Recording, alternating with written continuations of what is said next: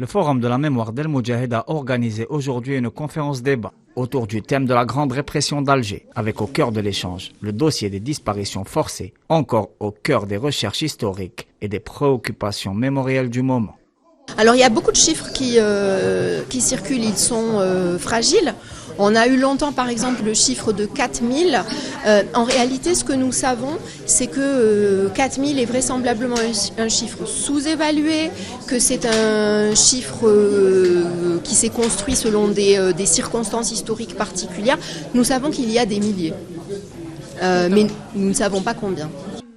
À l'exposé fouillé présenté par les conférenciers, se sont agrégés des témoignages de familles de disparus, victimes de la terrible répression perpétrée par l'armée coloniale. Le dossier de la reconnaissance des crimes coloniaux a également été évoqué, ainsi que les limites jalonnant cette dimension encore centrale dans les relations bilatérales entre Alger et Paris. Sur l'affaire Audin, il y a eu, c'est le seul, à mon avis, la seule chose vraiment significative et très sérieuse, avec une déclaration historique vraiment sérieuse. Pour le reste, moi, je suis de ceux qui pensent que ce sont des petits gestes à but électoraux pour satisfaire telle ou telle prétendue communauté. Avec, par exemple, quand il s'est agi des Pieds Noirs, il a fait une déclaration à destination des Pieds Noirs. Le rôle de l'OAS y était quasiment gommé, ce qui a été dénoncé par beaucoup d'historiens, et ce qui est grave.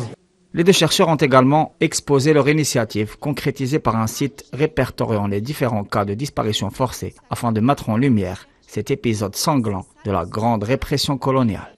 Comment faire pour faire que cette question puisse être une question de droit, avec aussi des formes de justice. Il y a un grand enjeu à savoir, est-ce que la reconnaissance suffit?